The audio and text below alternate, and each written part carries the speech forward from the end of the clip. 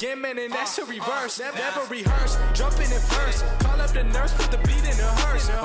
This is absurd, change to berserk. Don't get on the tracks, man, and they better swerve. Don't got a nerve, man, I never curse. Just casting these spells when I'm spelling these words. That's real, that's too real. I've been Roosevelt, I need a new deal. Trying to figure out what I should do still. I'm really never waiting here too still.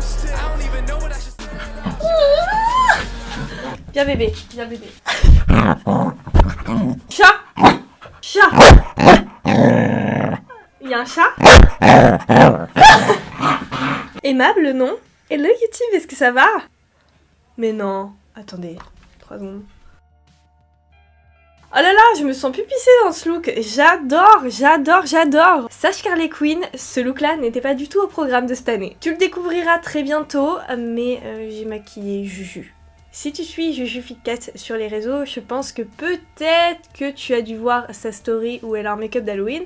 Enfin bref, reste connecté. Donc j'ai commandé cette merveilleuse perruque et sincèrement j'ai eu un coup de cœur énorme. Et je me suis dit, allez vas-y ça part, moi aussi je fais un look avec, j'adore. Mais la question c'était, Harley Quinn, ok, mais il faut un truc en plus quoi. Il y a quelques heures auparavant, je cherchais des inspi, et j'ai pas trouvé. Et là ma mère me dit, tu sais, fais Pennywise. Et j'ai fait, ok, ça part. Voilà, j'ai combiné 2 personnages iconiques d'Halloween pour en faire un seul. J'espère que l'idée te plaît. Allez courage, le concours l'anti-amo qui se fait que au vote se termine dans 2 jours. Je compte sur toi pour me laisser un petit vote. Allez, que je finisse à la 2e place au moins. S'il te plaît. Si tu aimes mon travail, n'hésite pas à me soutenir en me laissant un petit commentaire, un pouce bleu et en t'abonnant à mes réseaux YouTube, Insta et TikTok. Quant à moi, je te laisse tout de suite avec le tuto. Tchuss. Mon dieu, j'ai enfin refait ma coloration. Bref, on s'en fiche totalement. Sache que j'ai quand même brossé mes sourcils vers le haut. Et là, je m'apprête à déposer la base matifiante qui vient de chez Fenty Beauty. Je vais maintenant passer au travail du teint, c'est pour ça que je vais dégager mes cheveux vers l'arrière.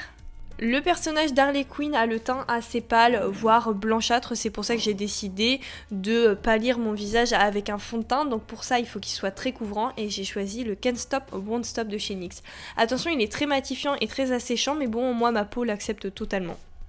Mais après c'est un parti pris, tu peux totalement prendre le fond de teint que tu utilises habituellement. De toute façon, qui dit fond de teint, dit fixer le teint avec de la poudre. Et oui, pas besoin d'anti-cerne pour ce look, tu vas le comprendre plus tard. Il est l'heure de réchauffer, enfin surtout de donner un petit peu plus de définition à mon visage qui n'en possède plus aucune. C'est pour ça que j'utilise les bronzers qui viennent de chez Beauty Bay. J'en prends un dans un premier temps un peu clair et ensuite, vu que le contraste n'était pas assez prononcé, j'ai mis une teinte au-dessus. Avec toute la meilleure volonté, j'ai voulu passer au blush, sauf que non, j'étais totalement à côté de la plaque. Là, c'est beaucoup mieux, j'utilise la teinte Cosmo, toujours de la gamme Beauty Bay, mais cette fois-ci en blush, et je le dépose sur mes joues pour rajouter de la couleur. Attention, la pigmentation est au rendez-vous. Hors caméra, je viens colorer mes sourcils à un rose et un bleu avec les palettes SFX qui viennent de chez NYX, et je te les recommande après les avoir testées plein de fois durant ce mois d'Halloween. Pour plus de pigmentation, j'utilise des bases P. Louise, mais là, vu que vraiment je veux accentuer le côté rose et le côté bleu, j'utilise déjà les bases P. Louise pré-teintées. Je me munis de la palette Be Perfect Carnival 3 collection Tahiti et je prends la teinte bleu électrique de celle-ci. Franchement, je t'avoue, je te confesse que j'ai acheté vraiment cette palette pour cette teinte à la limite parce que vraiment c'est un bleu qui m'a sauté aux yeux. Donc je le dépose comme d'habitude dans le creux de l'œil, je l'étire et ensuite je dépose une couleur de transition qui va être un bleu clair mais pas trop. Au passage, c'est un des bleus électriques qui se travaille le mieux de ma collection, je suis vraiment choquée. Alors là, je vous partage un petit peu mon coup de cœur de cette série Halloween. Ma petite découverte, c'est The Painter's Palette par Simple Beauty, disponible sur le site Beauty Bay. Et en fait, elle a vraiment des couleurs uniques, même si c'est des couleurs entre guillemets classiques, mais les tonalités changent vachement. Bref, j'utilise cette palette parce qu'il y avait un bleu clair pastel que je pouvais utiliser encore pour fondre mon make-up. Je passe au côté rose et je viens reprendre ma Carnival avec une teinte rosée et très intense et que je place pareil que la teinte bleue électrique. Pour dégrader cette teinte, j'ai repris la palette Simple Beauty avec un rose très pâle et je dégrade, je floute encore et encore. En soi, les make-up sont exactement les mêmes des deux côtés. Je viens contraster mon make-up et l'assombrir avec la teinte noire de la palette Simple Beauty. Pourquoi ? Parce que je voulais le tester, comme ça on peut se permettre de juger comme ça la qualité de la palette. Et sachez que le noir est très intense, même quand tu le travailles en superposition. Il se dégrade très bien et franchement c'était un plaisir de foncer comme ça mon make-up. Bon là on est totalement sur du mat et c'est pour ça qu'on va changer avec des fards irisés et c'est vrai que mes coups de cœur de cette année sont allés vers la Morphe, la 24A et je vais prendre les teintes qui sont au milieu, donc ce sont des top coats mais moi je les considère un peu comme un highlighter. Je prends la teinte qui tire vers le bleu pour l'œil bleu et bien sûr la même chose de l'autre côté sauf avec la teinte violette. Et là, avec du recul, je me dis, mais cette année, c'est moi où j'ai pas du tout sorti la palette Alexis Stone Révolution, la petite. Parce que la grande, ouais, je l'ai sortie à mort, mais celle-là, non.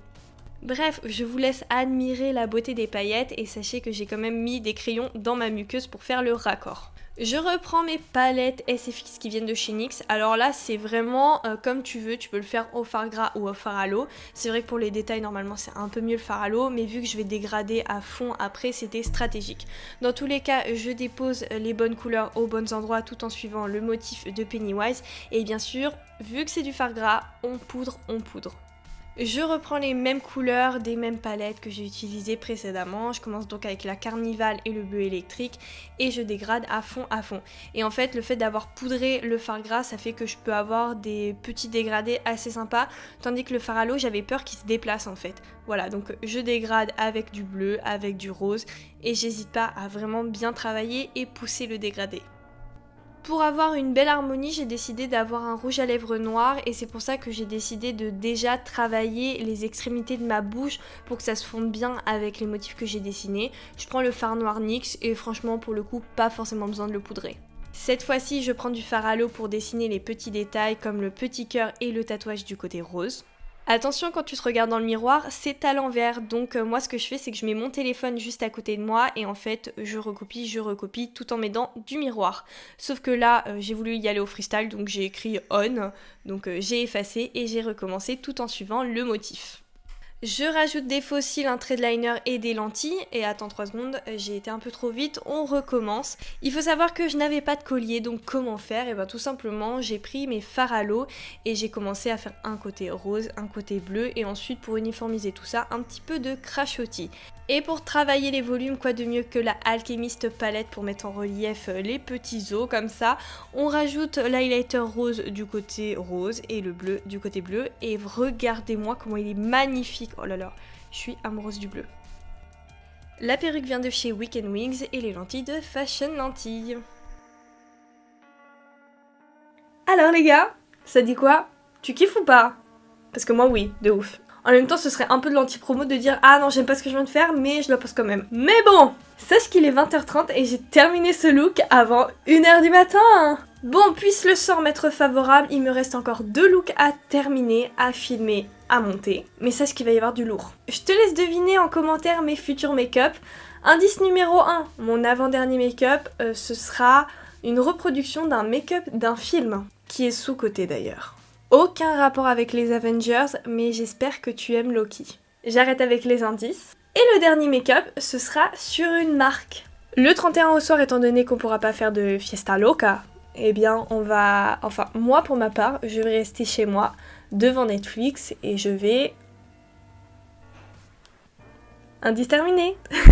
Allez, j'arrête là avec les indices. J'attends de voir tes petites suggestions, tes petites investigations dans les commentaires. Et moi, je te fais plein de gros bisous. Bye bye.